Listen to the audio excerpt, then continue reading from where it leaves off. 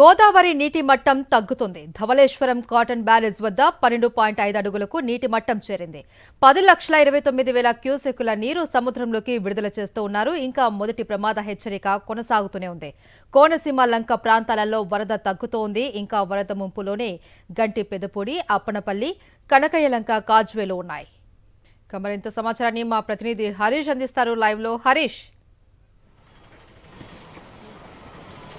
మహేశ్వరి, ఎగువ ప్రాంతంలో గోదావరి తగ్గుముఖం పట్టింది. ధవళేశ్వరం కాటన్ బ్యారేజ్ దగ్గర అయితే ప్రస్తుతం మొదటి ప్రమాద హెచ్చరిక అయితే కొనసాగుతుంది. 10,70,000 క్యూసెక్ నీటిని సముద్రంలోకి విడుదల చేస్తున్నారు. అదేవిధంగా వరద నీటి మట్టం 12.4 అడుగులకు చేరుకుంది.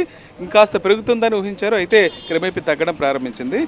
ఎగువన ఏజెన్సీ ప్రాంతంలో ఇప్పటికే ఏదైతే జాతీయ రహదారి 326 ఉందో అక్కడ సోకులేరు వాగు ప్రవహించి రాకపోకలు అయితే 2 రోజుల క్రితం నిలిచిపోయినాయి. ఇప్పుడు యథావిధిగా రాకపోకలు అయితే సాగుతున్నాయి. అయితే చింతూరు విఆర్పురం మధ్య మాత్రం సోకులేరు వాగు ఉధృతంగా ఉండటంతో ఆ ప్రాంతంలో ఇంకా రాకపోకలు పునరుద్ధరించలేదు. ప్రస్తుతానికైతే ఈ 2 మండలాల పరిధిలో ఉన్న గిరిజన గ్రామాలకైతే రాకపోకలు పూర్తిగా నిలిచిపోయినాయి.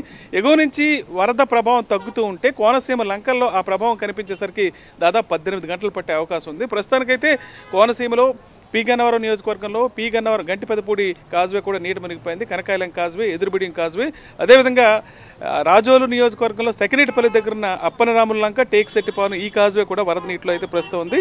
లంక గ్రామాల లోపలికి నీరు ప్రవేశించకపోయినా లంక గ్రామాల నుంచి మైదాన ప్రాంతాలకు వచ్చే కాజ్వేలు అయితే పూర్తిగా నీటి మునిగి ఈ ప్రాంతంలో అంతా కూడా పడవలపైన రాకపోకలు సాగించాల్సిన పరిస్థితి. ఇవాళ దసరా కావడంతో లంక ప్రాంతాలు అసలు బయటికి రావాలంటే ఈ పడవల మీదే ఆ ఆలయాలకు కూడా రావాల్సిన పరిస్థితి అయితే ఏర్పడింది. అదేవిధంగా అమలాపురం దగ్గర ఉన్న బోడస్కూరులో కూడా ఈ వశిష్ట గోదావరి ప్రభావం అయితే కొంతమేర కనిపించింది. అక్కడ కాలనీలోకి వరద నీరు ప్రవేశించింది. మరోవైపు ఎగున చింతూరు, కోనవరం, విఆర్పురం ప్రాంతాల్లో ఇప్పటికీ లోతట్టు ప్రాంతాల్లో అయితే వరద ఇంకా కొనసాగుతూనే ఉంది. రేపటికల్లా మరో 24 గంటలు గడిచే సమయానికి ఈ వరద ప్రభావం చాలా వరకు తగ్గే అవకాశం ఉందని అధికారులు చెప్తున్నారు. ప్రస్తుతానికైతే కంట్రోల్ రూమ్లు కొనసాగిస్తున్నారు. ధవళేశ్వరం కాటన్ బ్యారేజ్ దగ్గర అయితే మొదటి ప్రమాద హెచ్చరిక అయితే కొనసాగుతుంది. Maheshwari, right, thank you Harish.